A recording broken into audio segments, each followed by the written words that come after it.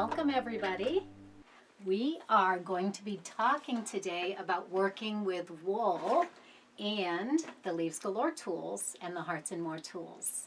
So I want to welcome you to the live video for today, and I'm going to be starting in just a few minutes with working with wool. But there's a few other things that I wanted to talk to you about today. I have so much going on in my mind. I have so many ideas for you. But what I wanted to talk to you a little bit about today was how I develop a pattern and how I'm going to develop this pattern today using wool instead of cotton. Now you see a beautiful quilt behind me. We'll be talking about that quilt as well. But before I get started with anything, how are you all feeling?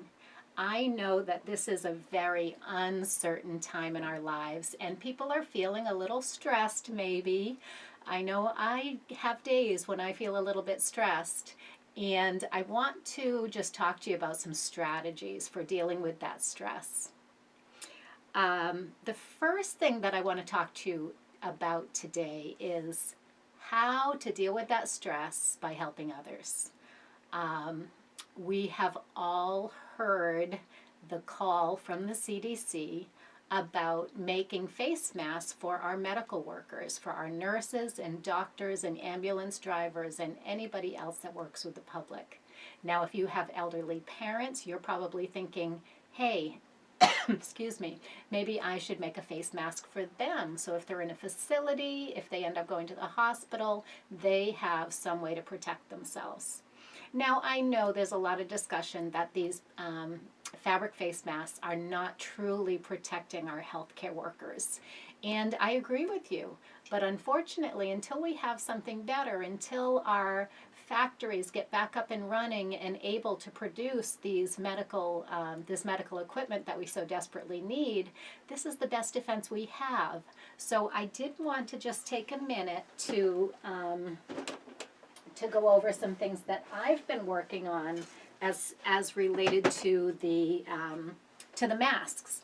But I don't want to focus on that because there's so much information out there about the masks. And if you check out my friend Joan Hawley is Lazy Girl Designs, and she is right now trying to digest all this information about the masks. Do we make them with elastic? Is there an alternative? Because the elastic in this world is running short and we can't find the elastic when we need it.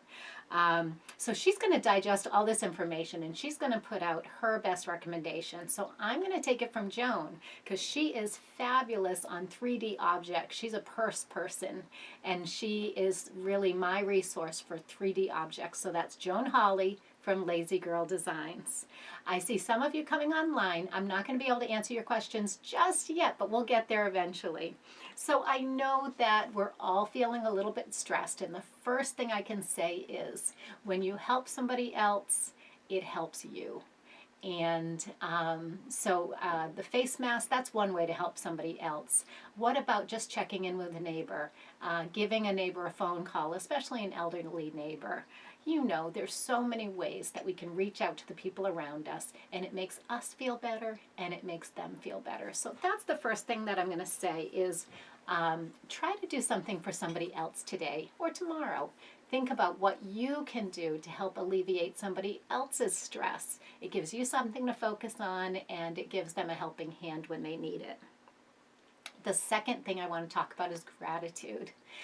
I have been trying to keep a gratitude journal and I've not been very good at it. So I'm really motivated by my new Mint Chocolate Challenge group of people. We have been talking, we've done a bonus week this past week, and I've been talking to them in the daily emails that I'm going to use our daily emails as an excuse to keep up with my gratitude journal. So every day in the 60 days of Mint Chocolate, which is going to start on Tuesday, by the way, every day I'm going to be sending out an email, and in that email is going to be one thing that I'm grateful for that day. So let's start this off right. What are you grateful for today? And I know that when we remind ourselves of all of our gratitude for things, it makes us feel better. It lifts our spirits, and it makes us more appreciative of what we do have when we're realizing how many things that we're lacking right now. Right down to toilet paper. It's the funniest thing, isn't it? But the basic necessities of life, when they come in question, we have to think about what we are grateful for and what we do have. So I'm going to start this out, and I want you all in the comments to tell me 3 things that you are grateful for. Either something from your past weekend, something you can see and touch right in front of you today. I am grateful for homemade pasta. My daughter and her boyfriend were here yesterday, and we took the day to learn how to make homemade pasta. This is a funny story. My parents lived in Italy with 3 children when I was 12 years old. For 1 year we lived in Italy, and I never did learn how to make pasta while I was there because I was too young. But my mom bought a pasta maker, and I think we used it a half a dozen times when we were kids after leaving Italy. But I have had it since my mom moved into an independent living facility recently. So I have this pasta maker, and I have never used it. So I was determined that on a Sunday when we were home and we needed something fun to do together as a family, we learned how to make fresh pasta. So today I am grateful for fresh pasta.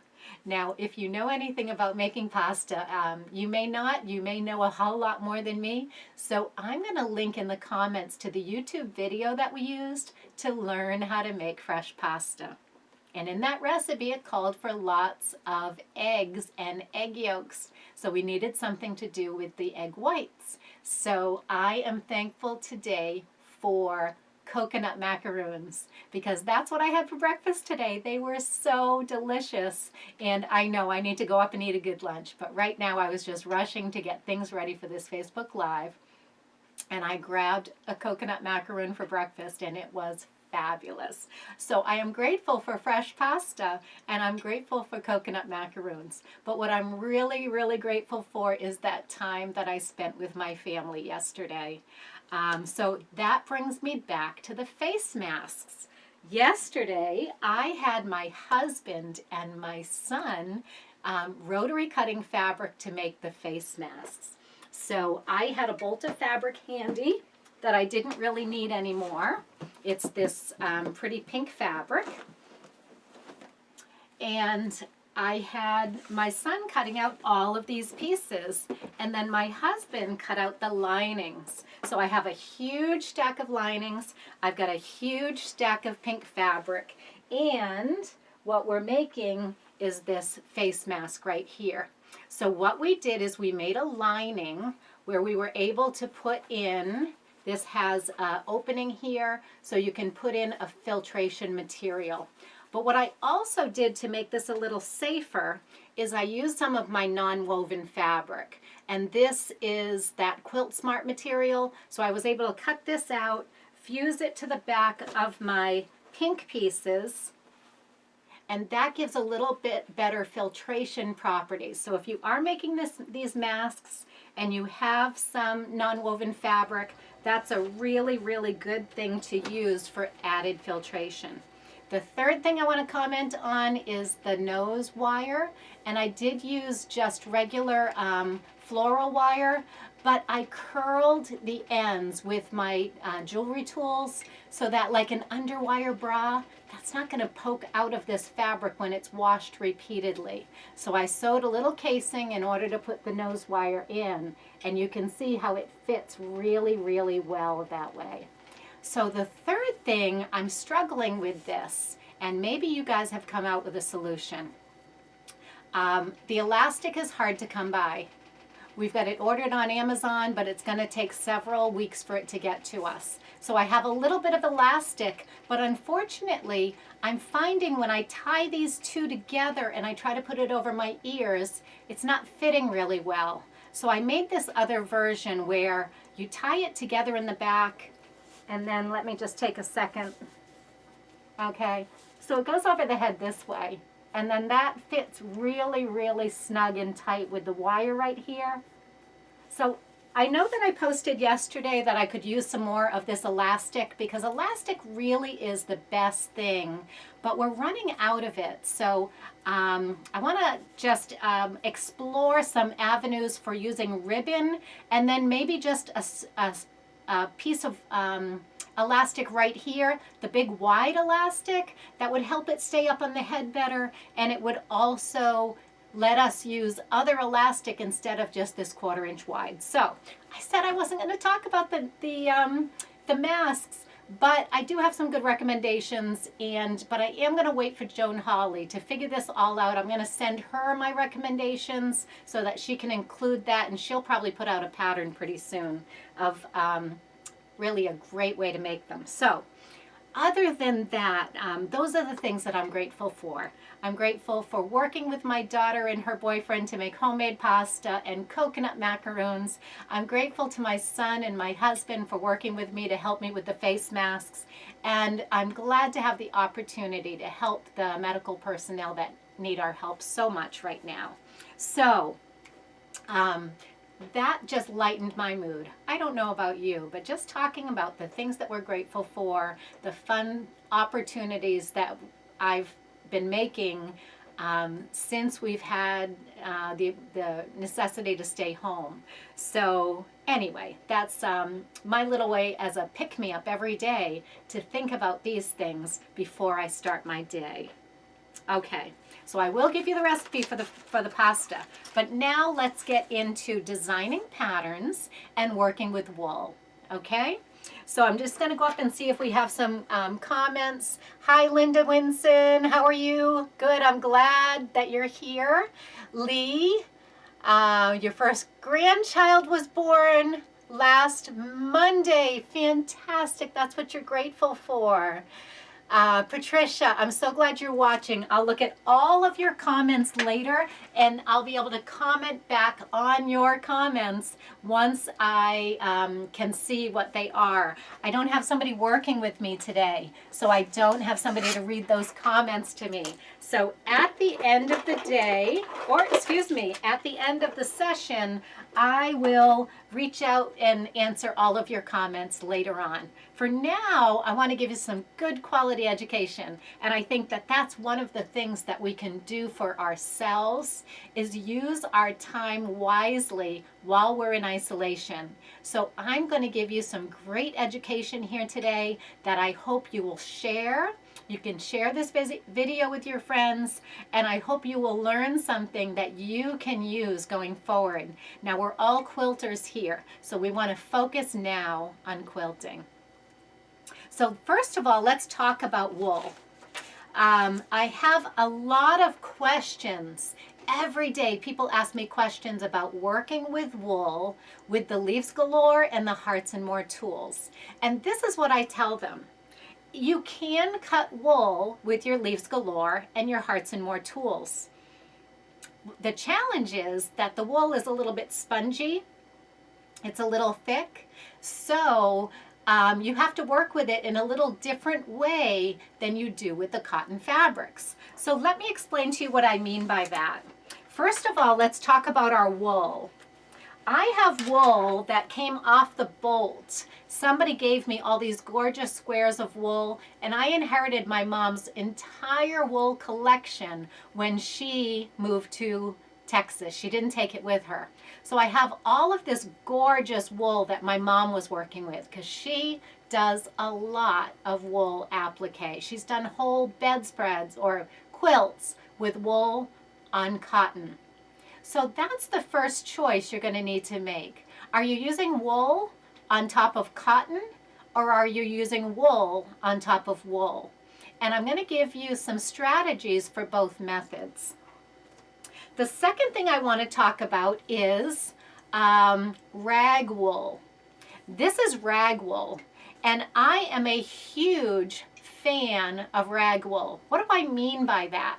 I mean that this is a garment that would have gone in the rag bag, but instead I rescued it and I made it into rag wool that I can use for wool applique.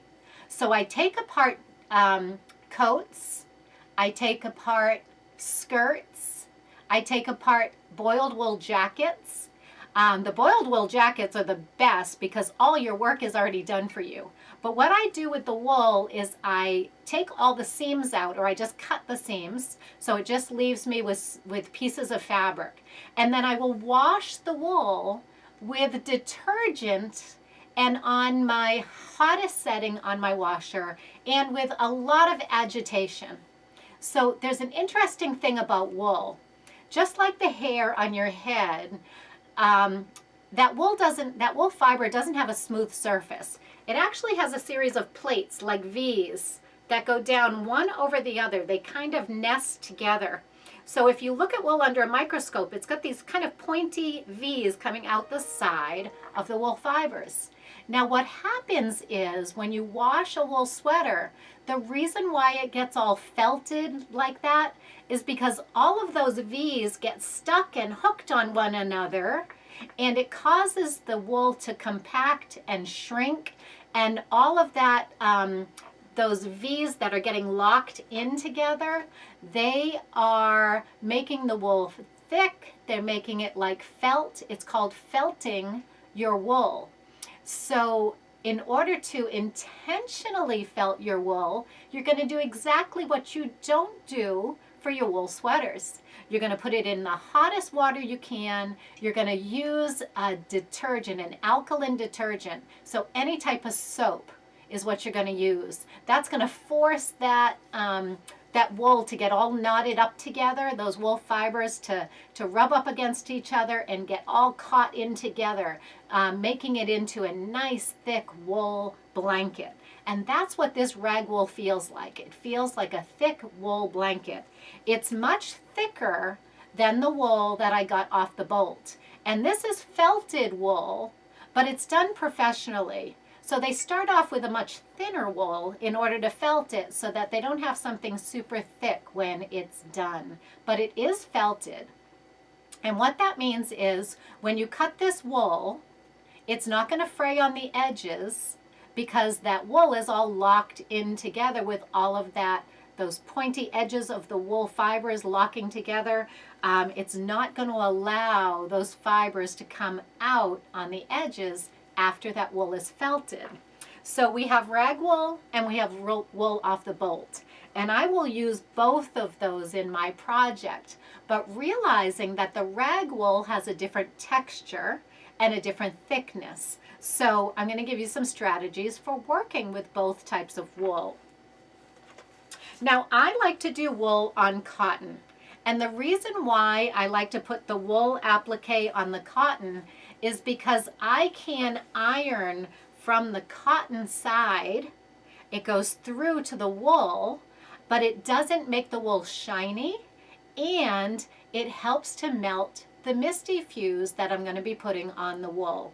So when you put the misty fuse on the wool, sometimes it's hard to get enough heat through the wool, especially the rag wool because it's so thick. It's hard to get enough heat through there to melt your misty fuse. So the wool on the cotton is my favorite way to do wool applique. So this is the cotton fabric that I'm going to use today. And I'm going to be making a little, like a candle mat or a little table topper. So the first thing that I did was I started to make my design on paper. So this is going to be the shape of the wool candle mat. And if you watched my Facebook Live last week, you know how I made this beautiful shape, right? So I'm going to put together a little tutorial for this, maybe a little class, maybe a little pattern, but right now I'm just playing with my applique pieces to design this pattern. I haven't designed this pattern yet.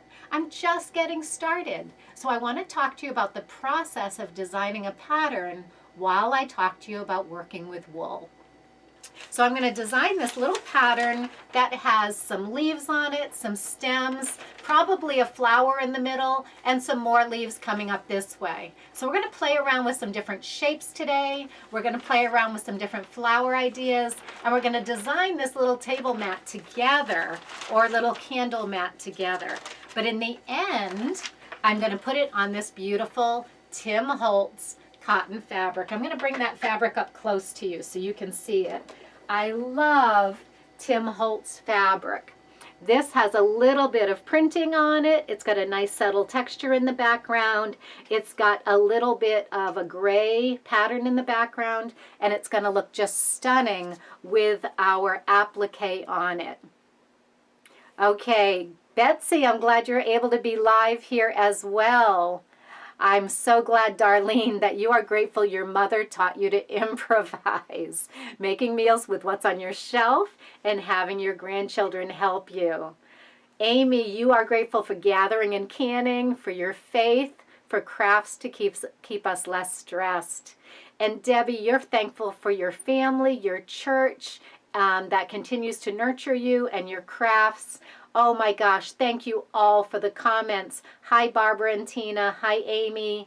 All of you. Lee, good to see you here.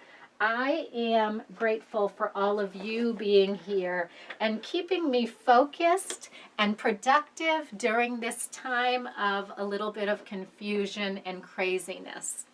So I'm going to take this wool fabric, this cotton fabric, and I'm going to fold the cotton fabric diagonally.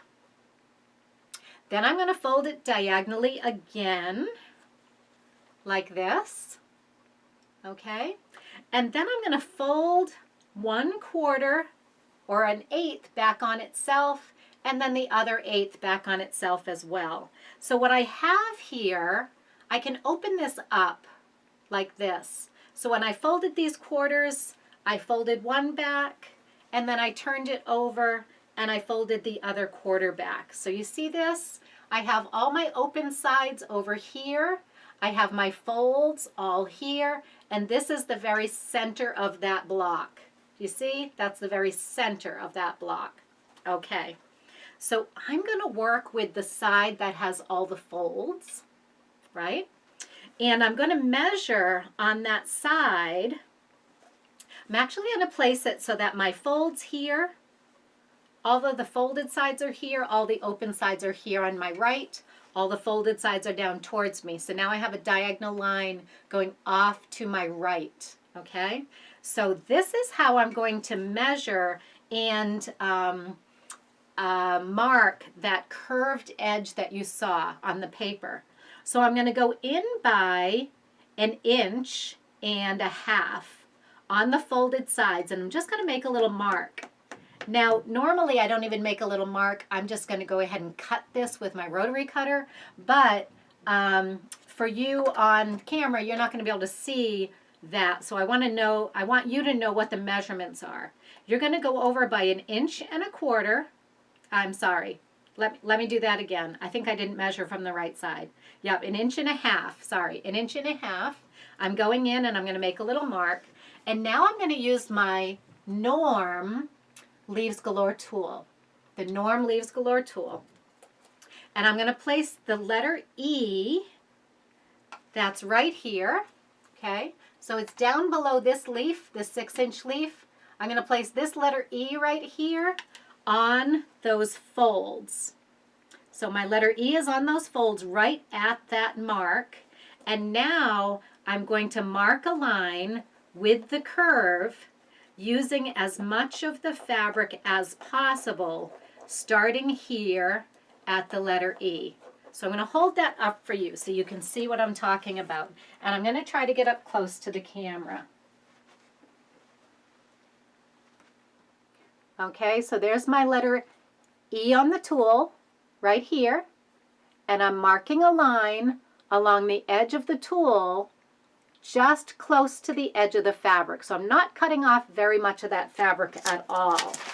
Now I'm going to go ahead and use my rotary cutter. I apologize I'm not doing this on camera, but it's just a little bit awkward where I have to stand for the camera to get that rotary cutting done. And I'm going to let you in on a little secret. When I'm cutting this, because I'm going through all 8 layers, I used my 48 millimeter rotary cutter because I'm using the 6-inch curve of the tool, and I can do that with the 45 millimeter. Normally, I only work with a 28 millimeter rotary cutter, but because I was going through 8 layers, I really needed something a little more sturdy. So I went, and on that outside curve of the big curve, I can use the 45. Now look at that shape. Isn't that pretty? Now it's a little different shape than what I got before with my paper. And I need to work this out. Remember, you're making this pattern with me for the first time. I've never made this before. So we're going to work this out together, and I'm going to write a pattern so I can show you how to do this. So this one has a little deeper curve and a little more pointy on the ends, and this one has a little bit more rounded ends. Now either one, it's not going to matter. It's going to be beautiful. So now let's work with our wool. So I mentioned to you that I had this beautiful wool that someone had given me and my mom, and now I've inherited all of my mom's wool, even though, thank God, she's still here with us. What I mean by inherited, when she moved, I got all of her wool. And I've just placed the wool on my applique pressing sheet, and I'm putting the Misty Fuse on just like I always put on the Misty Fuse. Now you have seen me do that so many times, but bear with me because I need some other colors of wool prepared. So let's go ahead. I'm going to put 2 pieces of wool. I've got a darker green and a lighter green, and it's kind of a blue green, but it's really pretty. And I went through my stash of DMC floss, and I found the colors that I already had that matched the wool that I already had. So I'm not going to be going out to stores to go pick up DMC floss. So I had to make sure that I had floss in the right colors that matched my wool. So that's how I'm picking out the colors for this project. It's not solely based on what's going to be prettiest in the project. It's based on making do with what you have, and that's something that we all are going to get a lot better at this week, aren't we? And over the next several weeks. I just dropped my Misty Fuse. So again, I'm sitting down because of the camera angle, so this is a little bit awkward for me, and I don't have everything always within arm's reach, so be patient with me as I move around a little bit to go grab my iron. And I'm going to iron that Misty Fuse to the back of the wool. Now if this were rag wool, I would be doing the same exact thing. The rag wool is a little thicker. But realize that I put the Misty Fuse on the back side of the wool, and so I only have to get the heat through the applique pressing sheet. I don't have to get the heat all the way through the wool to melt the Misty Fuse. So it's really, it's really pretty easy to do. Now with the wool has some lanolin in it, right? It has that nice natural oil. And with the wool, you might find your Misty Fuse takes a little bit longer to press and to set that Misty Fuse. So one hint is to let that Misty Fuse cool a little bit before you peel off your applique pressing sheet. That will help that fusible just coalesce on the back side of your fabric. And now, after letting it cool for just a second, I'm pulling it away. Now, I have a little bit here that released onto the sheet. I really need to press that again a little bit longer, and I need to wait a little bit longer for this to cool before I tear it off. So let me just put that aside, and we're going to just let that cool. And while I do that, I'm going to put this aside and grab my cutting mat for you so that we can start to cut the wool that we're going to need for this project. So I have this beautiful wool here, and it has a stripe to it. Isn't that pretty? So I'm going to grab my straight ruler and I'm going to make the stems for my applique with a straight ruler, and I'm going back to the 28mm rotary cutter. Now my stems don't need to be that long. Let's grab that paper pattern that I was looking at here. So my stems are only about, 6 inches long. So what I'm going to do is I'm going to grab a piece of my wool. I'm going to cut out a 6-inch section, just a little section, because I don't want to waste the wool, and I only need 4 little stems that are 6 inches long. So I'm going to use my my rotary cutting ruler, and I'm going to use the 3/8 of an inch marking, and I'm going to cut up my 4 stems. Then I want to show you how to work with your Leaves Galore tools to cut out the other shapes that we need for our applique. So 3/8 of an inch wide on our stems. We're going to get 4 of those. Let me do one more.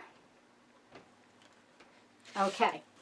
Now the nice thing about working with the cotton as opposed to working with wool, because I have already ironed this, you see those nice lines on there? It's going to be really easy to place those wool pieces right on those lines. So you don't have to mark like you would on the wool where to place your applique pieces. We're just going to go by the markings on the fabric. And I do a lot of my applique that way. I don't mark lines on the fabric. I simply use the fold lines, and then I measure a certain distance away from my fold lines or on my fold lines in order to place my applique pieces. So there we go. We've got our 4 stems. So I could use my iron and press this right now, but I just put my pressing surface away. So I'm just going to put this aside for now, and we're going to add some things to it. So I know that I want to add some green leaves. So let's get that fabric that's just cooled.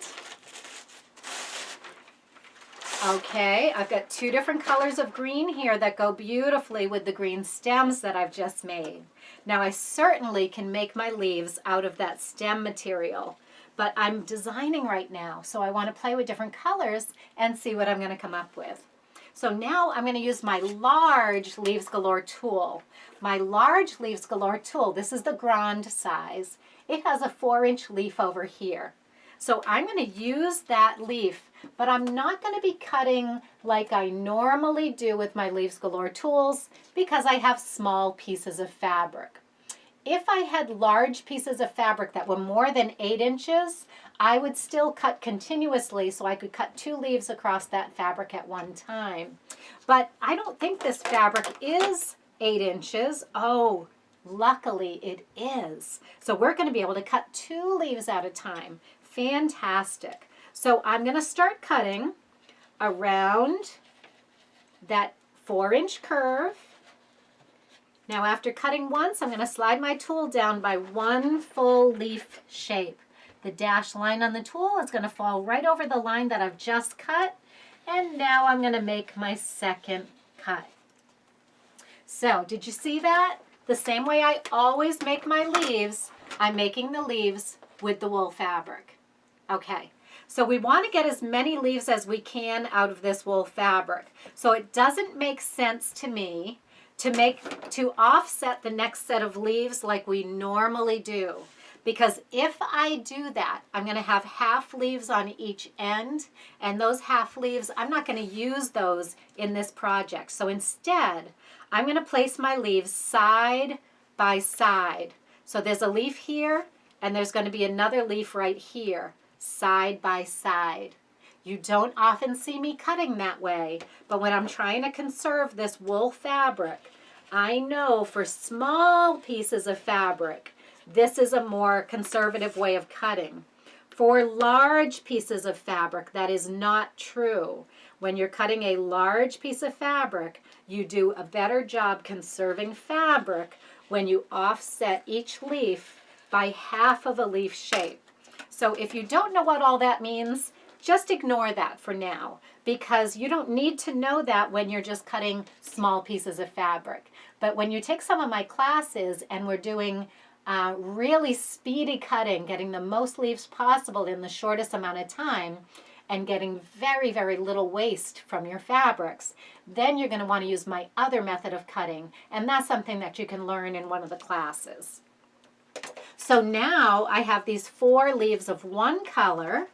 I'm going to go ahead and slide my project back in place, and I'm going to place those large leaves right at the end of my stems. Now I made my stems too long. That way I could adjust where I'm going to place my leaves. Remember, I'm designing this as we speak. I have not made this project before. I'm just playing here with you so that you can have the confidence at home to just cut shapes and play with them and make something beautiful. Okay, so now I've got my 4 leaves. I've got my 4 stems. I can touch each of these with my iron so that it holds everything in place. Just a temporary tack with the tip of your iron. But before I do that, I want to grab my little scissors. I don't have my little ones right next to me, but that's okay. And I'm going to cut off the excess stem under, oh, those are terrible scissors, but you get the idea. Cut off the excess stem so that there's not any more bulk than necessary right here under my leaf, okay? So it's a good idea to cut off any excess stem that you have when you have wool. When you have cotton, it's not critical, because when you're using the cotton, it's smooth even when you have multiple layers. The only time I trim my excess stems with cotton is when the colors are so different that your stem would show under your leaf if your leaf were a lighter color than your stem. Now at times you can see the texture of one fabric under the other, so that's up to you. It depends on your comfort zone and your tolerance level for things like that. But I'm going to grab my good scissors over here. All of you know that I love my applique scissors. They have gone, who knows, they've gone missing. So I'm going to grab my Tim Holtz scissors and I'm going to trim. Now all of these items that I'm using, the Tim Holtz scissors, the applique scissors, I can special order those. I don't have any on my website right now, and I'm not going to be investing in any products on my website right now that are not my own invention. However, I have sources for all of these products. So if you want to get something like these gorgeous Tim Holtz scissors, just let me know and I'll special order them for you. But in the meantime, I want to show you what we're going to do next on this pretty little table topper project. So this is a point where I'm going to be thinking about what do I want in the center of my quilt. So I have some, I don't have much fabric already fused, but I want to show you that rag wool, because the rag wool is going to behave a little differently than that thinner wool. So I have my rag wool fused. It's super, super thick. It's probably an 1/8 inch thick. And what I thought I would do, and I'm going to play around with this, I'm not sure I like these two colors together. I think I really want this lighter purple and the blue together, but I haven't fused that purple yet, so just bear with me. With that, that rag wool, the challenge becomes, how do we cut out shapes flat instead of folding our fabric? So you know, with the Hearts and More tools, I sometimes fold my fabric and then I cut. Well, this wool is just way too thick to fold and cut. So instead, I can play with my Hearts and More tools in a different way. So let me tell you what I'm thinking about. I want to see what shapes would look good in the center of this table mat. So I have some pre-cut circles. I think a circle would be really nice in the center. I might even try making a flower out of all of these different circles. And I think that would be really a fun different kind of a flower to make. Let's play around with that. But really what I wanted to do, oh, I kind of like that with just circles. That's a pretty little flower, isn't it? Okay, so there's one idea of what I could do in the center of this applique that's different from anything I've ever done before. I've never made a flower with circles before, so that's kind of cute, isn't it? But let me look at an option or a slight variation of that. So all of these circles are going to overlap, aren't they? So why not cut away the excess from this circle underneath and make a flower petal that looks like a crescent moon? So let me show you what I mean. This is a 2-inch circle. What if I go over here and cut out a crescent moon from that circle? So what I'm doing is I'm folding the circle in half, using that centering line, and using the arrow on the tool right down that centering line.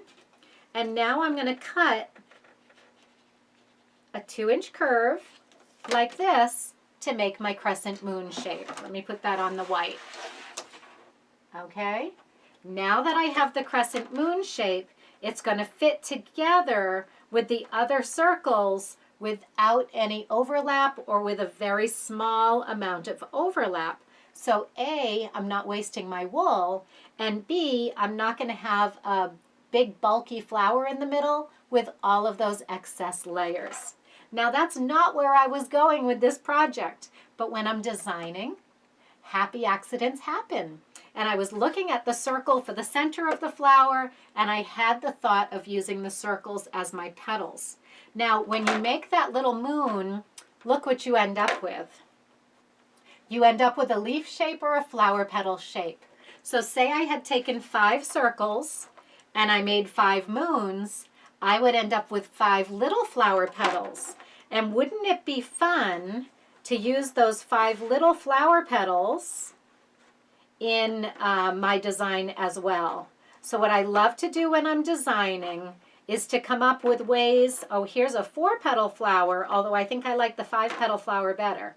But I like to come up with ways to use those bonus pieces to add design elements to my quilts. So oftentimes when I have a quilt, I've made a quilt and I realize there's bonus pieces, then I give you a bonus quilt.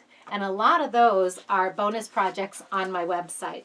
But where I was really going with this was, I think I'm going to make a flower with these daisy petals for the center. So let's go ahead and see how we would cut a daisy petal from our fabric when we don't have the luxury of folding our fabric. So what we're going to do is we're going to find out which tool made this daisy petal, and I'm going to go with one of the smaller ones. Oh yeah, that looks good. So we're going to use template C, and I'm going to use template C, and I'm going to look at, I don't have, let's see, okay, I'm going to use template B so I can use the smaller end. I'm going to use this little teardrop shape that's marked right on the tool, and that's how I'm going to cut this teardrop shape without folding my fabric. So I'm going to place the whole teardrop on fabric. Make sure that the outline for that teardrop is completely on your fabric. And you're going to cut half of that teardrop. So you're just going to use your tool and cut around and cut halfway around. Now you can turn that teardrop over, and now we're going to use the markings on the tool, the straight line here and the curve, to see the other side of our teardrop, or to cut the other side of our teardrop. So I'm going to go around like this and around the top. Now if I have to clean up, you can clean up just by pulling backwards along the edge of your tool and getting rid of any excess wool. So do you see that pretty little teardrop? And I did not have to fold my fabric to make it. Now I noticed on the back of my fabric I'm missing some fusible. Right here I'm missing some fusible. I should have noticed that before, but instead, all I'm going to do is I'm going to grab my rock sand glue base stick. This one's almost empty. Hopefully I can get some of this glue out. Yeah. And just put a few little dots of the rock sand glue base stick where I'm missing the misty fuse. Okay. Now I can use this as a design element for my flower. So if I place one right between my two diagonal lines, I'm going to have 4 of those flower petals. I think I'm probably going to want 8 flower petals, but I'm going to play around with that. I don't know yet. I don't know if that's even the shape that I'm going to go with, or maybe I'm going to go back to that idea of the round circles instead. So I want to play around with all of these different shapes and make this table mat pattern for you, and then I'll be able to have a PDF pattern on my website that you can download, and you now know how I go about making a pattern for the first time. I just play. I don't do this in EQ. I don't draw it all out first. I just go ahead and I know the shapes that I can cut with my tools. I use those as my basic palette. I not only have a color palette, but I have a shape palette. When you can make 15 basic shapes with these tools, it gives you a shape palette that you can draw from so that you can design your own applique quilts. So let me get back to the quilt behind me. This quilt behind me was made by my mom. I'm going to pull off to the side so you can see it. Isn't it beautiful? Now this is wool on wool, and my mom does hand applique. So she did a hand buttonhole stitch around every one of these wool elements. Isn't it gorgeous? Now I love that quilt. It was my very first pattern. So let me show you that pattern. And this pattern's available on my website. It's called Eve's Garden. Now the quilt on the cover is not the wool quilt that you see here. In fact, I have that quilt here, and let me show it to you. So Eve's Garden is a quilt I made for my quilt guild. We were doing a challenge, and the challenge was to come up with a garden theme design. So this is the quilt that I came up with. It has some really unique techniques in there, and all of the full size pattern pieces are in the pattern. But what I did differently from all other designers is I put each pattern together, each shape together on one piece of fabric. This is color 11. It's the violet. And these are how many little tulips you need to cut out of that violet fabric. Then I go to a different fabric, and I tell you all the pieces you need to cut out of that fabric. So the size fabric that I give you will fit all the pattern pieces, and these are all full-size pattern pieces. And then there is a full-size layout diagram for that quilt. So do you see how easy this would be to do, whether you're using my Leaves Galore tool or not? Now, when you're making all of these leaves, and there are hundreds of them, the Leaves Galore tools make it easy. But this pattern was not made for Leaves Galore. This pattern was retrofit for Leaves Galore. So I do teach you how to cut all of these leaf shapes with the pattern, but these flowers, not necessarily. These tulips, no, they're not cut with my Leaves Galore or my Hearts and More. They're just beautiful shapes that you can trace and cut with your scissors. So I'm glad you like that pattern. I see a few comments on how pretty that pattern is. I love it as well. And I wanted to show it to you today because today we're working with wool. And this is a great pattern that you can use for either wool or cotton. And I like doing my applique both ways. So I'm going to make it a challenge for myself. to make this wool on cotton mat. I'm going to work on it this week, and hopefully by next Monday, I'll be able to show you the finished mat project and even have a PDF up and ready for you to download. So I'm going to continue to work on this project. I hope that you're inspired today to use the tools to their best advantage, to play with them in all different ways, using them to make shapes for your background fabric, using them to make applique shapes, using them for quilting designs, and for so many other reasons. So I hope that you've had fun today. I hope that you've learned something new. I've given you a little glimpse into my life as a pattern designer and how I go about designing my patterns. It's very intuitive to me. It's very experimental. It's very playful. And I love designing patterns for all of you, and I hope you enjoy making those patterns, especially those that are made with the Leaves Galore and the Hearts and More tools. So I'm going to come up and see if there's any quick questions that I can answer. I won't scroll through all your questions because that'll be boring for you. But if I see any obvious questions that I can answer quickly, I'm happy to do that. And if not, then I'll answer any following questions in our in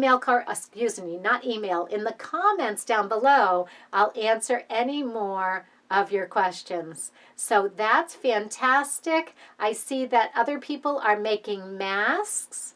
I'm really happy to see all of the things that you are thankful for. Hi, Gail. Hi, Beth. Hey, Jean and Dawn. So nice to see you online here. And we're just finishing up our little explanation of how I design my patterns and how to work with wool. So thank you so much for joining me. I don't see any particular questions, but if you do have a question, even if you're watching this on replay, go ahead and put your questions in the comments. Go ahead and tell me 3 things that you are grateful for in your comments, and I will be answering all of your comments later on today. I love having this Monday check-in where every Monday we can get together and talk about our love of quilting together. So thanks for joining me. And please come and see me next Monday. Topic is to be determined. So I will try to have a little brainstorm of what I can talk about next Monday. But come back next Monday because I'm going to get this table mat finished. I'm making a commitment to you. So let me spend some time getting this table mat designed and finished. And I'm also going to challenge myself to have that pattern ready for you so that you can purchase a inexpensive downloadable pattern. I've never done downloads on my website, so this is my challenge, is to figure that out. And either way, we're going to make sure that this is available for you so that you can see this pretty table mat that I'm making. You'll see it all finished next week and be able to download that pattern as well. Thank you so much for joining me. Have a great day and count your blessings.